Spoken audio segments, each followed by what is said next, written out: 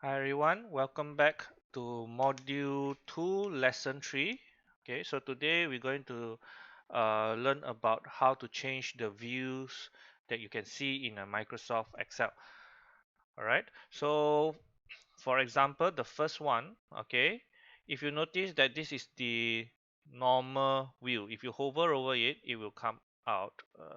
Hold on, let me adjust this so that you appear. Yeah, there you go. Alright, so this is the normal view. This one is the page layout. Oh, I don't think you can see on my screen. Okay, but you could open your own one. All right, so this feature has been is there. It has been there for a long time already. So even no matter what Microsoft Excel you use, you should be able to have this feature. All right, so what's the difference is if in the page layout view you see what you'll be printing. Okay, so if you are curious what how your worksheet would turn out when you print it, this is what it would look like. All right. Of course, we could also look at the page break view. Okay, so this is where you could adjust all the page break, like how you want to, as in like what do you want to cover in a single page. Okay, so this is what we call the different types of view. Additionally, if you look at this, we have a very large database. All right, but if you have done Excel or any other kind of data enough, sometimes you will just wish to know what exactly you are looking at, correct or not? Okay, because sometimes it is not so obvious, right? Like for example, if you look at the values here, okay, the price or cost, you see we can't really tell, so we will have to need to scroll back up. Oh, then we can see it's wholesale. This is the wholesale price, this is the market price, this is the farm shop price, right? So how are we able to just continuously view the first row?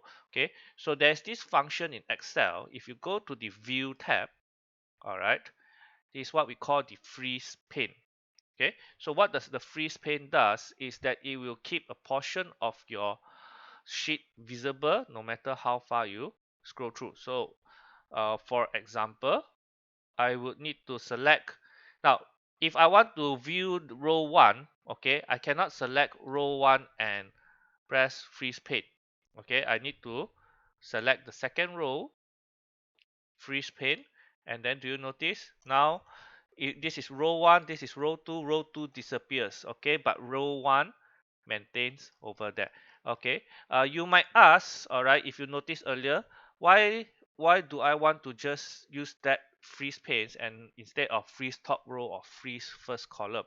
Okay, it work this freeze panes is in a way better, okay, because although we have freeze top row and first column, that would work in this case, but what if we want to see the first three rows and the first three columns? Okay, so first three rows, 1 2 3, first three column A B C, so I'm going to D4 instead.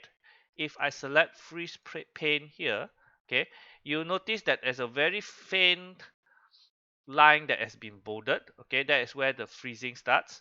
All right, so do you notice now that although I'm scrolling downwards, okay, row 1 2 3 is still visible. Additionally, if I scroll to the right, all right, column ABC is still visible regardless. So even if I go downwards and so on, okay, column when I use the freeze pane function, okay, as long as I select the correct cell, all right, I can freeze all the parts that all the panes that I want to continuously view throughout the throughout my while I'm analyzing the data here. Okay, of course there are also other functions such as split, where you can split it to multiple multiple different panes. So what happens is that you will probably have four different views. So this will be very useful if you want to look at uh four different parts of the worksheet at once. All right, so but it's a very rarely used function depending on what you do. Okay, so yeah, that would be all for today. Thank you.